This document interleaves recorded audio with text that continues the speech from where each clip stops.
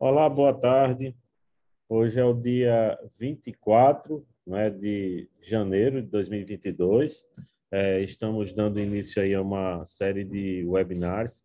Esses webinars eles fazem parte de apresentações que estão ocorrendo na disciplina Gestão Ambiental, que é ministrada no curso de Engenharia da Produção da UFRN, né? E então hoje nós estaremos abordando o tema Gestão de Resíduos. Nós temos uma pesquisadora convidada, que é a Luciana Sucupira Cristino. Luciana Sucupira Cristino, ela vai estar falando sobre ciclo completo de resíduos industriais. Temos também a apresentação de Lucas Serafim sobre o uso do resíduo para a geração de energia. A apresentação de Luiz Eduardo Nascimento sobre as problemáticas da reciclagem dos resíduos eletrônicos. Também Marcela Noronha vai falar sobre software especializado em gestão de resíduos. E eu vou estar complementando também mais um pouco aí, falando sobre a questão de dois casos sobre reciclagem de resíduos eletrônicos, tá certo? Então, eu vou estar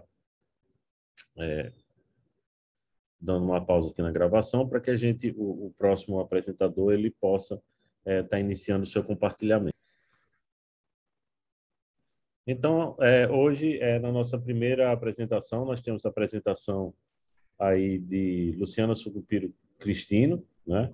Ela é engenheira civil pela Unicristos de Fortaleza, mestre em engenharia civil, sobre geotecnia e ambiente pela Universidade da Beira Interior, em Portugal, e também está fazendo doutorado na área de engenharia civil sobre materiais sustentáveis, também na mesma Universidade de Beira Interior, tá certo?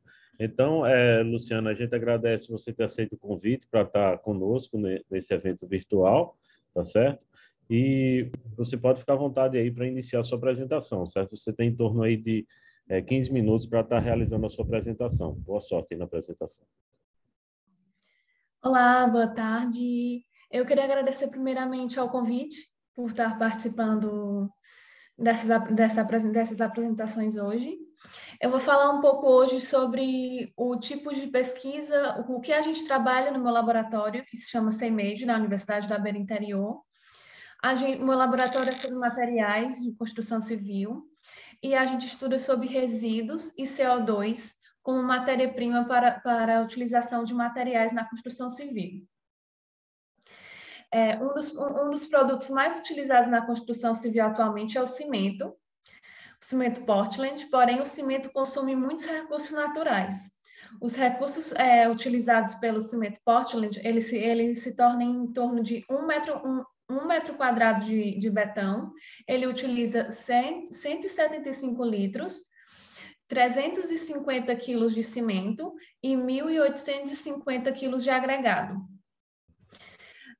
Para a fabricação do betão, ele ocorre um processo onde ele libera o CO2.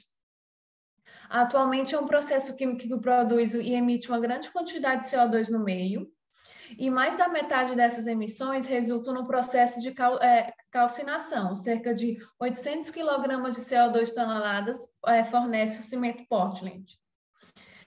E a gente sabe que atualmente a gente está vivendo uma emergência climática, onde todo mundo está sofrendo, o mundo inteiro está sofrendo com as causas transmitidas pela alta incidência de CO2 no meio. E a produção de cimento é responsável por 8% das emissões globais de CO2 no mundo. Se a indústria de cimento e as principais potências que transmitem essa grande quantidade de poluente é a China e depois os Estados Unidos. Em termos globais, a indústria do cimento, ela emite CO2, ela emite uma maior quantidade de CO2 do que os transportes aéreos e não fica muito abaixo do que a agricultura. Com isso, se a gente continuar produzindo uma grande quantidade de CO2 no meio, a temperatura média da superfície da Terra pode aumentar a 2 graus a 6 graus até no final do século de 2021. Se a gente deixar de produzir uma grande quantidade do CO2, o planeta só irá aquecer 0,6 graus no próximo século. Com isso, a indústria de cimento, ela vê uma nova método de produzir esse grande material que é utilizado no mundo inteiro e para reduzir as emissões de CO2. Com isso, as principais estratégias para diminuir e amenizar a maior quantidade dessas emissões seria a captura e o armazenamento de CO2, a produção de novos cimentos, substituição do clicken, utilização de combustíveis alternativos e aumento da eficiência energética. O meu estudo e o meu laboratório, ele utiliza o método de novos cimentos. Então, a gente desenvolve e estuda novos tipos de cimento que pode ser utilizado no meio com as mesmas propriedades que o cimento Portland atualmente possui. Com isso, o meu laboratório, ele estuda resíduos industriais, a escória de siderúrgicas, de ferro ligante e de aço, bem como outros tipos de escórias industriais similares. A escória são misturas que possuem sílica, óxido de cálcio, óxido de magnésio e óxido de alumínio e ferro. Esse tipo de material, ele ocorre semelhante ao que ocorre nas rochas vulcânicas, que as larvas saem do vulcão e, ao contato com a atmosfera, ela endurece. E esse material mais ou menos ocorre da mesma forma. Ele é formado uma pasta, em contato com o CO2, ele ocorre um endurecimento. Então, esse material, ele absorve o CO2 para formar tipo uma rocha, com uma grande quantidade, com uma resistência elevada, sendo comparada ao cimento Portland. Sabemos também que existe cerca de 500 milhões de toneladas de escória de ferro e aço produzidas anualmente. E esse material ele é jogado em aterros sanitários. E não é novidade para ninguém, sabemos que atualmente os aterros sanitários estão superlotados, sem ter finalidade. Por isso, a gente utiliza as escórias como uma matéria-prima para a fabricação de cimento, fazendo o ciclo completo do material. E como ocorre? O resíduo mais o CO2, ele é utilizado como matéria-prima para materiais. Então, além de ter uma ótima propriedade sendo comparada ao cimento Portland, esse material ainda absorve o CO2, que é o principal poluente e os principais causas da emergência climática que estamos vivendo atualmente. Então, vou falar um pouco do processo químico, não vou dar tanto foco, mas como ocorre nesse material da escória, ele tem uma grande quantidade de cálcio.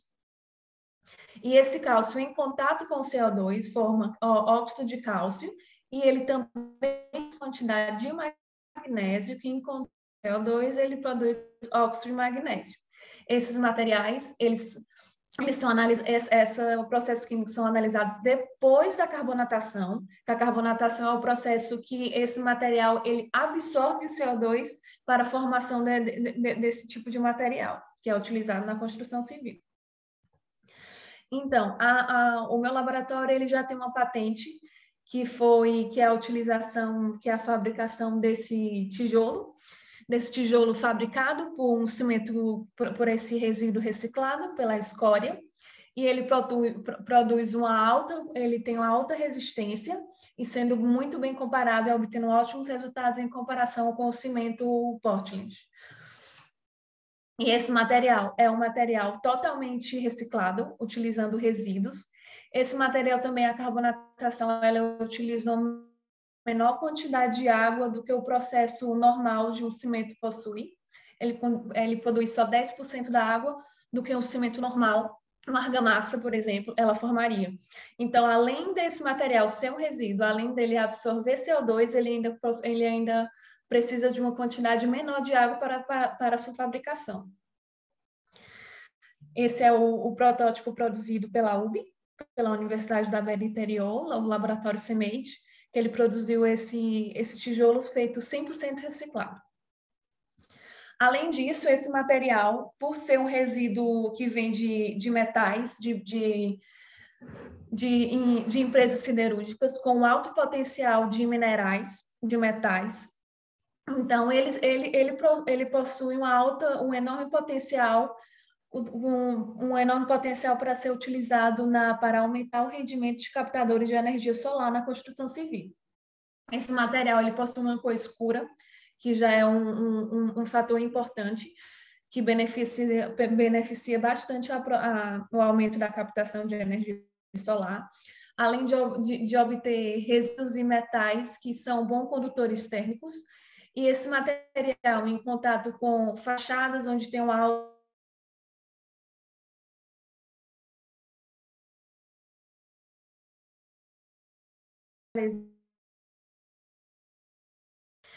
Então, com isso, pode se aplicar em todos os materiais que são utilizados em fachada, onde tem uma alta incidência solar. E esse material, além de ser um material 100% reciclado, ele ainda terá outro benefício de aumentar os captadores de energia solar. Com isso, a gente conclui essa apresentação, dizendo que esse é um produto que é 100 vezes mais rápido de ser fabricado, porque na carbonatação acelerada, ela só precisa de 24 horas para o seu endurecimento. E um cimento normal, ele precisa em torno de 24 dias para obter um resultado satisfatório para serem utilizados como alto valor de resistência. E esse é um material que é 100% reciclado, que possui em grandes quantidades nos aterros sanitários, que será utilizado como matéria-prima para a fabricação de novos produtos na engenharia civil, na engenharia em geral, na construção. Ele capta de 7 a 10% de CO2 por quilo de material produzido. O custo de produção é 35% mais baixo do que os obtidos por cimento Portland, por ser um material 100% reciclado, peço desculpa, e por precisar de uma menor quantidade de água para a sua fabricação. Com isso, eu encerro minha apresentação e agradeço a vossa atenção. Tem que iniciar, né? Então, pessoal, a gente vai ter a apresentação de Lucas Serafim aí sobre reuso de resíduos para geração de energia. Então, Lucas, fica à vontade, viu, para iniciar sua apresentação. Ok, muito boa tarde, me chamo Lucas. Eu vou estar mostrando algumas informações sobre a utilização, né, e forma de utilizar os resíduos para a geração de energia. Não somente a energia elétrica, assim como outras também. Vou passar aqui o slider. Aqui temos uma planta do futuro. Seria meio que o ideal, vamos dizer assim. Nessa planta, a gente pode observar que todos os resíduos restantes da geração, no caso dessa central de geração de energia, é utilizada. Por exemplo, a energia elétrica, né? A energia no caso térmica também, que pode ser servida para aquecer as casas. Também tem os resfriamentos, já que às vezes tem troca de calor e esse resfriamento pode ser também utilizado de volta para as casas. Também existiria, no caso, uma captura de CO2 para poder ser utilizado em estufas barras greenhouses, né? E os resíduos, no caso, recicláveis, que poderiam sobrar do resto do processo, poderiam ser utilizados, no caso, indo para centrais de reciclagens, ou então utilizados em outras partes. Vamos pular aqui para o próximo slide. Aqui a gente vai ter um infográfico do percentual de resíduos urbanos que são transformados em energia. Aqui está só para energia sendo, no caso, incinerada, né? Vemos que o Japão consegue aproveitar 74% dos seus resíduos sólidos para poder ter uma geração de energia. Assim, a gente vai continuando. Temos a maioria dos países da Europa, né? E, por último, temos ali os Estados Unidos. Como eu falei, esse infográfico aqui ele só mostra, no caso, o percentual no caso de energia incinerada, né? No caso do lixo incinerado. Pulando para o próximo aqui, para a nossa realidade, né? Apenas 0,1% da matriz energética do Brasil advém dos resíduos sólidos. Isso é bem pouco, né? Tem um estudo da Associação Brasileira de Recuperação de Energia de Resíduos, a ABREM, que seria possível instalar pelo menos uma URE, que eles chamam, né, que é a Unidade de Recuperação de Energia, em cada uma das 28 regiões metropolitanas, com mais de 1 milhão de habitantes. Juntas, elas poderiam produzir o equivalente a 3% de toda a energia brasileira, no caso, carga de energia brasileira. E esse número é maior do que a da energia solar, 2,6%, e também da energia nuclear, que é uma matriz que produz 1,2% de toda a energia brasileira. Inclusive, é bem interessante aqui, se a gente for observar que, segundo a ANEEL, né, a gente tem só 31 empreendimentos que utilizam o RSU, né? No caso, são 23 para biogás, mais ou menos, e 3 para energia proveniente do carvão, e apenas 5 para usinas de recuperação energéticas, né? Que é bem baixo. Esse problema do Brasil com relação a essas fontes energéticas, né? É meio que atrasado, né? Do Brasil só em 2010 que foi pela Lei 12.305 que foi criada uma política nacional de resíduos sólidos. Dentre elas, né, existe a possibilidade de utilizar os sólidos para uma geração de energia. Mesmo assim, o primeiro leilão da ANEEL, né, o leilão A5, foi o primeiro que teve a possibilidade, no caso desse leilão de energia, de poder utilizar os resíduos sólidos para a geração de energia, ou seja, até antes disso, até novembro de 2021, nenhum leilão de energia permitia a utilização de resíduos sólidos para poder produzir esse tipo de energia. E também, além dessa coisa toda, né, de burocracias, a gente tem também outro problema que é a, a falta de separação, no caso de gestão no Brasil, de resíduos sólidos. Eu tirei esse infográfico aqui da Agência Senado, né, onde apenas quase 60% de todos os resíduos em 2019 tinham uma destinação adequada. O resto não tinha uma destinação adequada, né? Com isso, até fica difícil para essas empresas, no caso, essas empresas aqui, elas, pelo menos até agora, elas não vendem energia com esse tipo de fonte, né, dos resíduos sólidos. Elas somente, no caso, jogam essa energia para a rede, provavelmente sendo alguma indústria ou alguma fábrica que utiliza para diminuição da conta de energia para eles, né? O próximo slide aqui vai ter um vídeo. Tem um vídeo dando uma explicação sobre como funciona o Waste to Energy.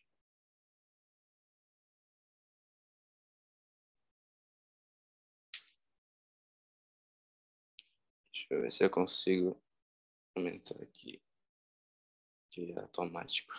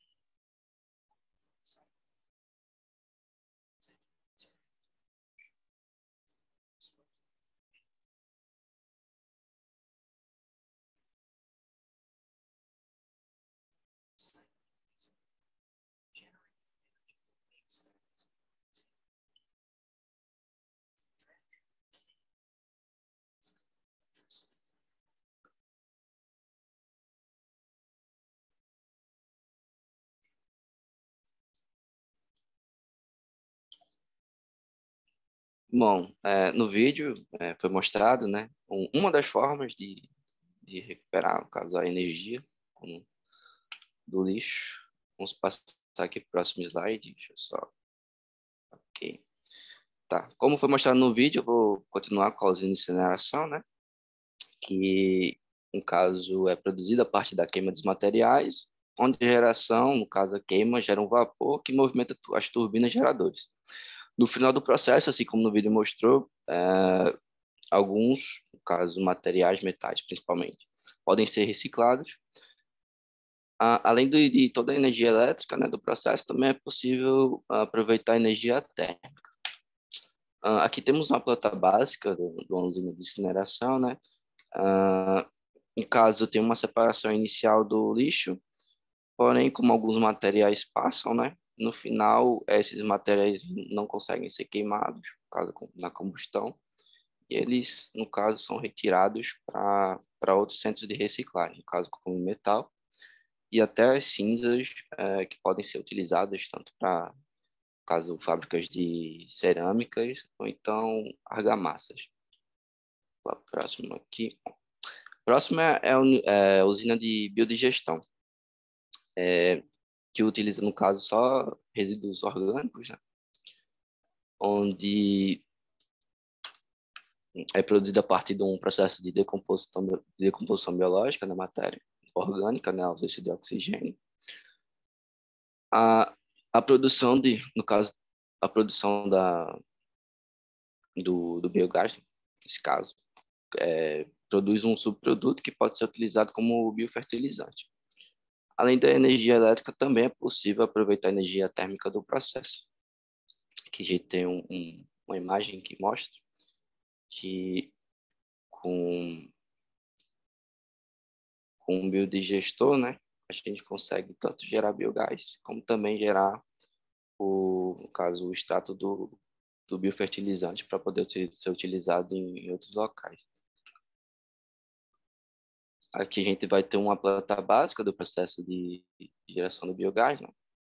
Matéria orgânica dá uma entrada, né? As bactérias decompõem o material e liberam o biogás. No caso, o biogás é purificado e, no caso, o biogás ele é uma mistura, né? Principalmente de gás metano com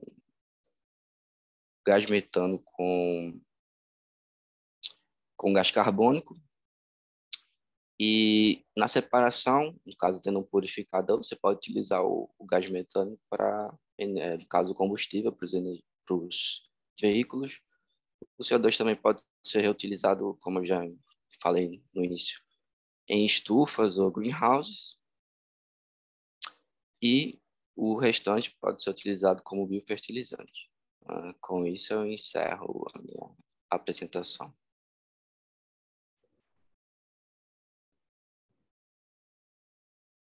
Obrigada. Então, hoje, meu nome é Marcela. Eu vim falar um pouquinho sobre softwares especializados em gestão de resíduos, certo? Primeiro de tudo, eu quis trazer um conceito básico do que é gestão de resíduos realmente, porque esse gerenciamento ele é possivelmente interpretado como as sequências de atividades realmente que englobam várias etapas, tanto a etapa de coleta, transporte, transbordo, tratamento e destinação, e realmente disposição final ambiental adequadas. E além de que realmente a gestão de resíduos ela envolve muita coisa, né? Tem gente que pensa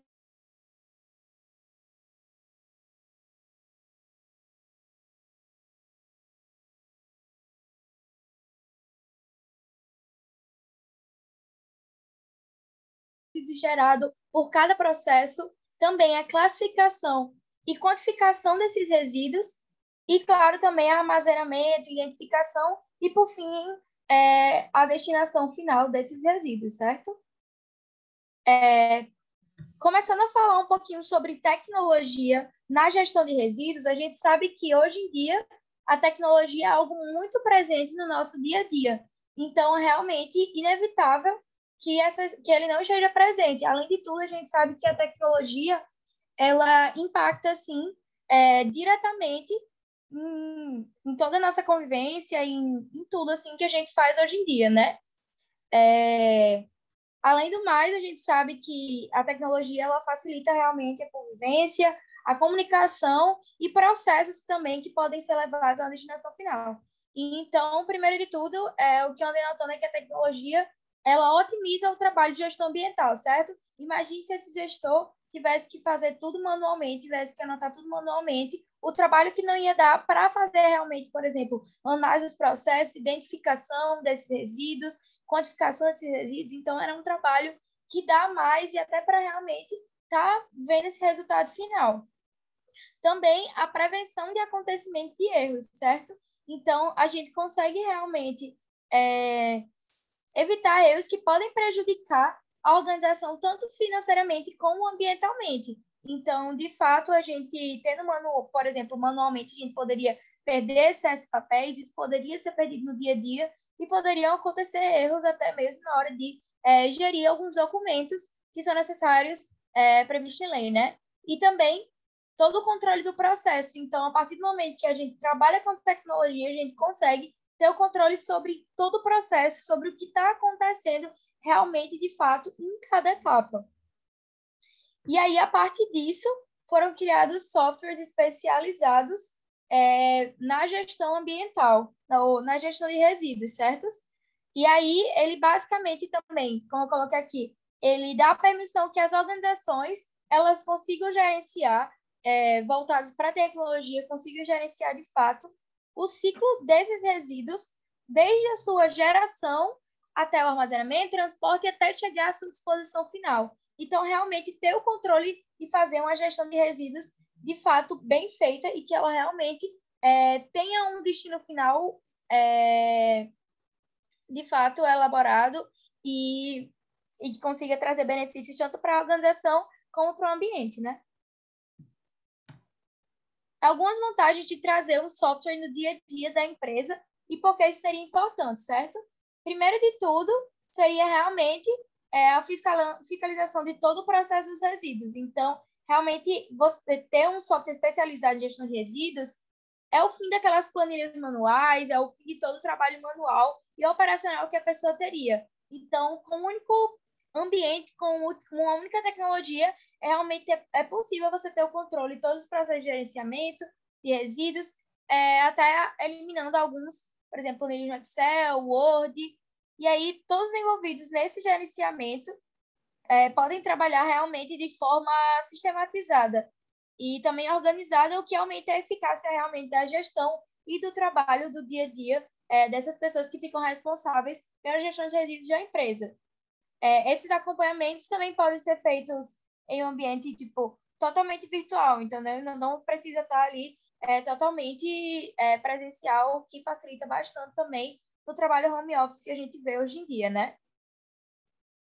Além de tudo, isso consequentemente ocasiona a diminuição de custos, certo? Porque significa que reduz praticamente o custo com a gestão de resíduos mesmo. Então, o sistema ele gera aumento da produtividade e também reduz o tempo de tramitação de informações e agiliza o trabalho como um todo, principalmente a emissão de documentos, por exemplo, e a elaboração de relatórios que são necessários para ter uma boa gestão de resíduos. Também, outro ponto muito importante é a rapidez e agilidade na emissão de documentos. Então, tudo fica mais ágil, fica mais fácil, mais ágil da elaboração de documentos de relatórios exigido pela legislação ambiental, né? Então, os relatórios, por exemplo, são ferramentas extremamente importantes para que as empresas estarem realmente em concordância, estejam de fato coerentes com as leis ambientais exigidas, já que realmente ela determina a destinação correta de seus resíduos, né? E por outro ponto também ligado bastante à rapidez de emissão de documentos é realmente ter um controle de documentos, porque a gente sabe que um grande desafio, por exemplo, é às vezes cumprimento de prazos e, por exemplo, dos documentos obrigatórios, né? Realmente ter esse controle. E aí que comprova a destinação ambiental correta dos resíduos. Então, por exemplo, o uso desse sistema realmente facilita o controle de documentos, porque tudo vai estar armazenado, tudo a gente consegue ter o controle, além de, por exemplo, além deles emitirem um lembrete, além deles emitirem realmente umas alertas para que as pessoas realmente tenham essa noção e consigam mandar esses documentos a tempo e não fiquem realmente, de fato, prolongando algo que tem que ser mandado, de fato. Outro ponto também seria a segurança e a proteção dos dados, porque por meio desse software, a segurança dos dados, ela realmente aumenta, porque o risco de perda ou extravio de documentos é realmente eliminado, já que são sistemas mais seguros e mais corretos, justamente que é possível controlar e monitorar realmente essas informações. Então, a partir do momento que você dá o login e senha para uma pessoa, é porque você confia nela, então ela consegue ter esse controle do sistema. Mas a partir do momento que você não entrega um login e senha para essas pessoas, você também consegue realmente ter controle de quem está dentro dele. E aí, por último, para finalizar, eu trouxe um videozinho que eu achei no YouTube e achei interessante estar trazendo para vocês, que é sobre realmente redução do risco ambiental com a utilização de software. Eu vou colocar ele um pouquinho na velocidade mais rápida para não ocupar tanto tempo.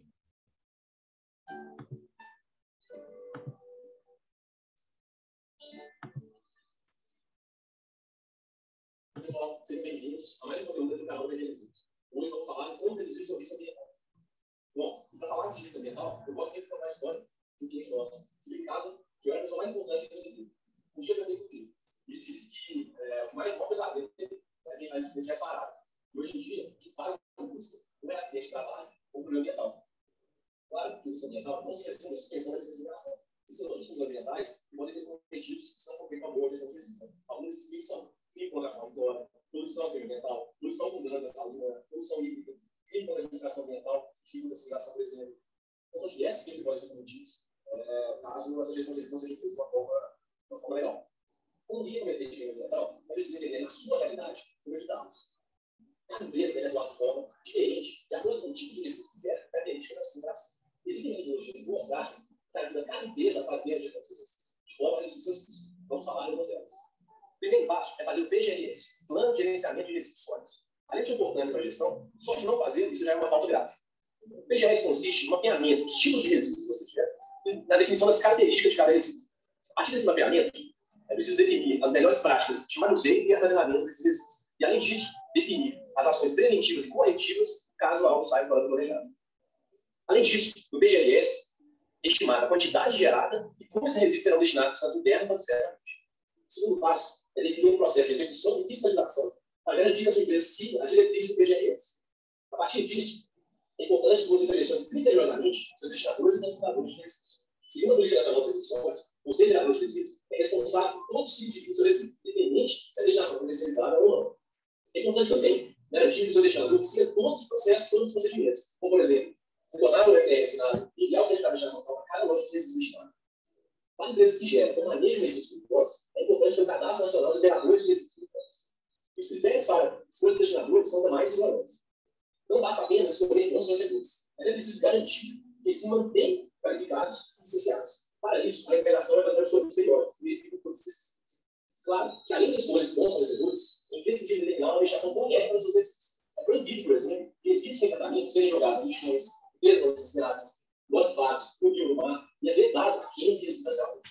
Mesmo depois de todas as práticas, é importante ter presença de tudo, gerando a famosa rastreabilidade dos seus resíduos. No caso de uma fiscalização ou de um ministério, você deve comprovar para cada destinação que tudo foi feito conforme a legislação e boas práticas. Alguns documentos são utilizados nessa comprovação: RTR, certificado de destinação final, cheque de emergência, cheque de transporte, CAD, nota fiscal, entre outros. E como fazer todo esse controle?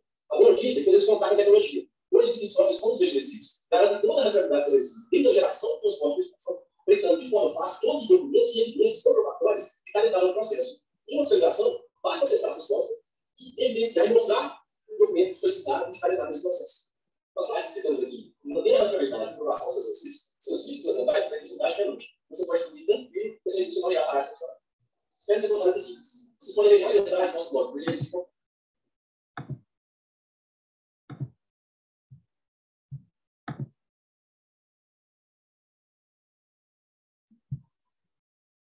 Estou tentando diminuir.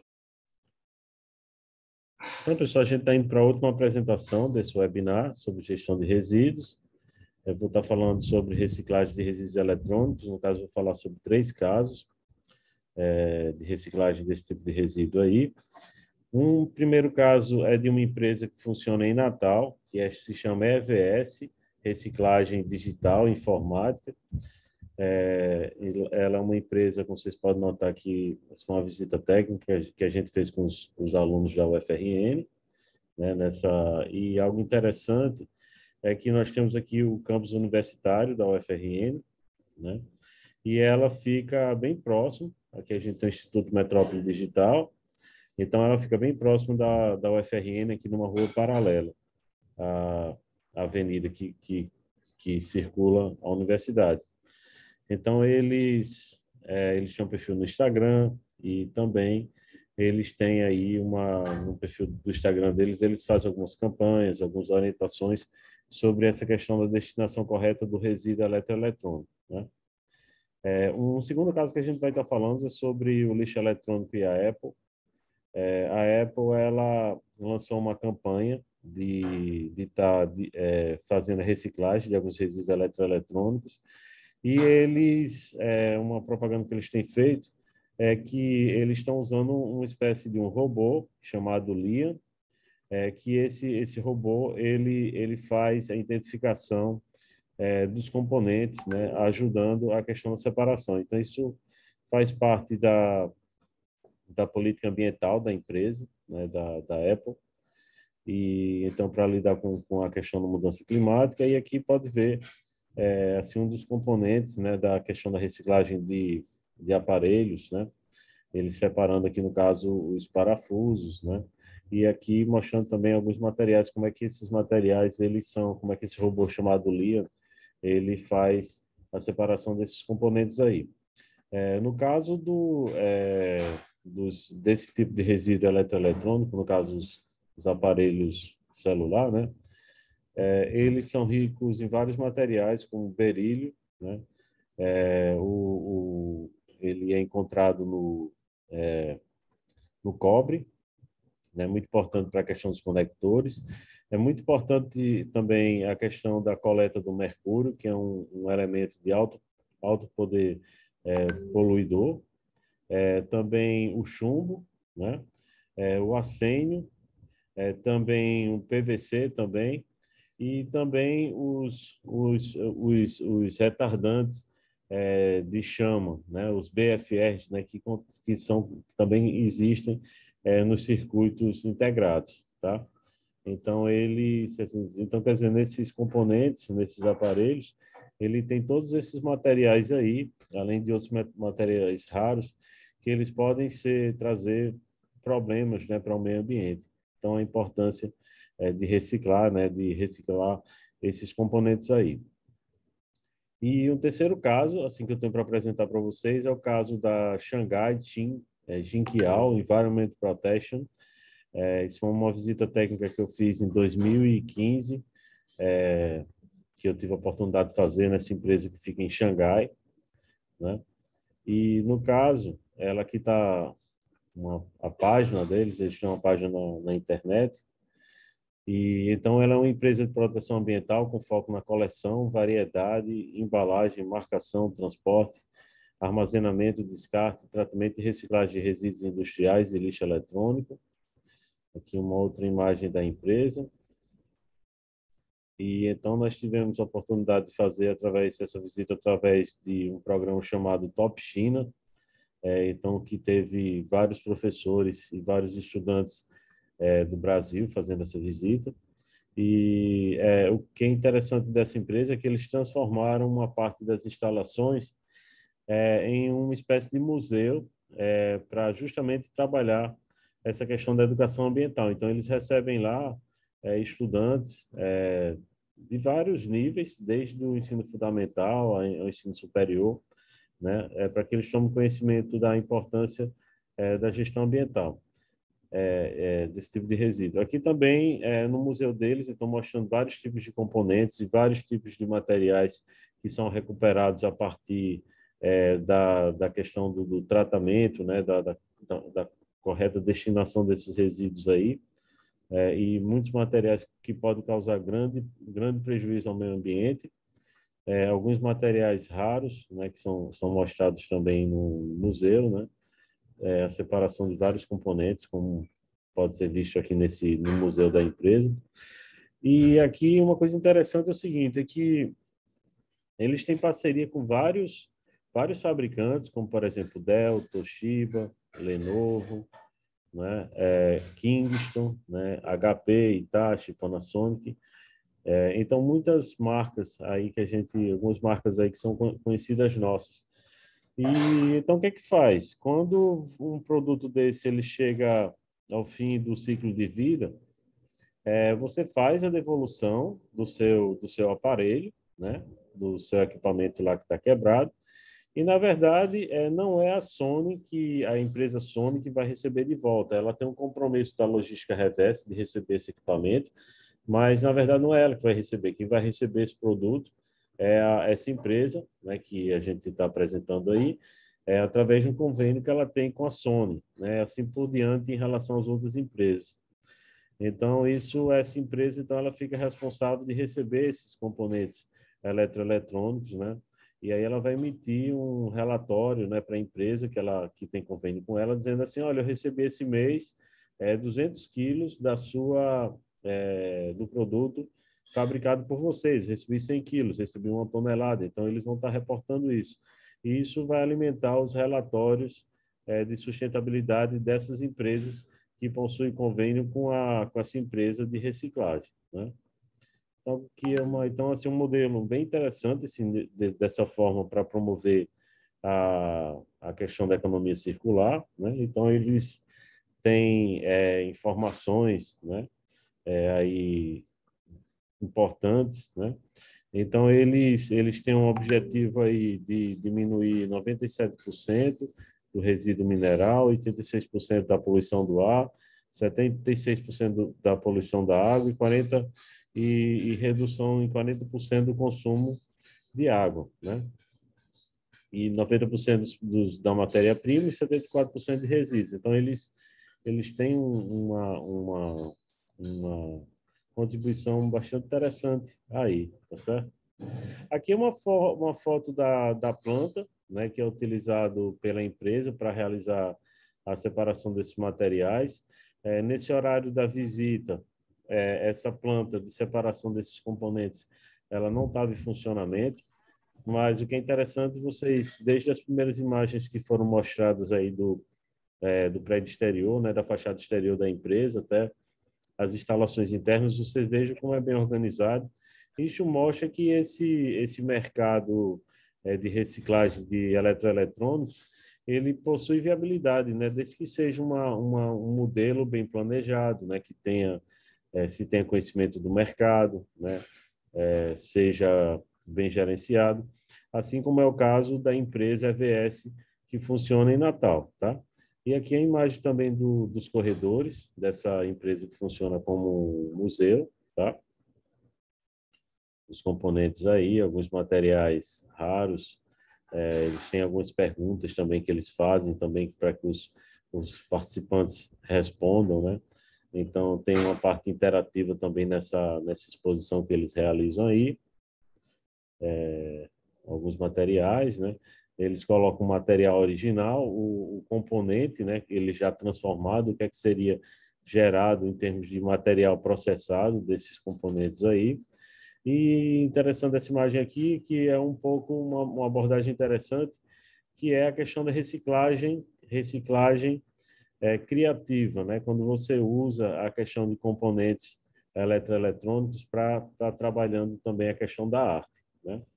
Então, essa é a minha apresentação, pessoal, então, com base nessa apresentação aqui, a gente está concluindo, então, o webinar sobre a questão da gestão de resíduos, tá certo? Então, vou parar a minha exposição agora